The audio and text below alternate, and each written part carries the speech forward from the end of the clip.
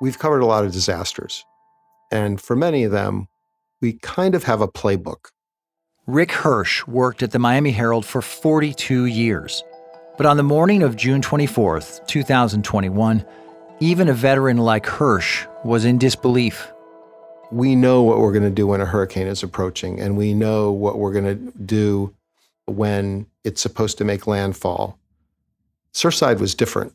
We had never seen anything like this. So when the story broke, it defied the imagination. You know it's big, but can you imagine a 13-story building collapsing? No, I mean, that's never happened. How would you ever imagine that that could have happened? As managing editor, it was Hirsch's job to coordinate the Herald's coverage, which he decided to divide into 3 parts. One was, why did the building fall down? What happened? What caused that? The big question that we're still trying to answer. The second was to focus on the victims, and we wanted to respectfully tell the stories of those people and their lives and their families as best we could.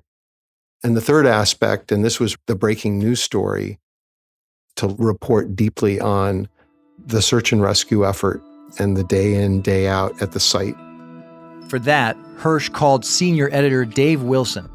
Wilson's regular beat is politics and Florida state government, but he's also an expert at running coverage on big breaking stories. We quickly ran through the moves that had been made already. He told me that we had 1 reporter, Joey Fletchis, on the scene. The first challenge was to get more reporters awake, aware, and then deployed. The words we use in those circumstances do sound an awful lot like the military.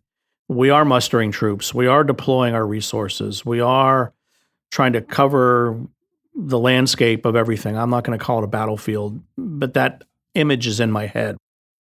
At that hour, there just weren't that many details. Joey Fletchis, the only Herald reporter on the scene at that point, was on the front side of the building, and he couldn't see the collapse in the back. As he started waking up more reporters, Wilson flicked on his TV. I turned on local news. It was early in the morning, but they had choppers up, and I could get a visual of the scene. So we've got a 10, 12-story building that half of it's in a pile, and it happened in the middle of the night, so those apartments had to be occupied. This was not going to be good. This looked like a miniature version of the Twin Towers. And we had to figure out how to cover that to flood the zone with as many people as I can get there as quickly as I can. We have people injured or loss of life. So one of the first moves is I got to get somebody to the hospital.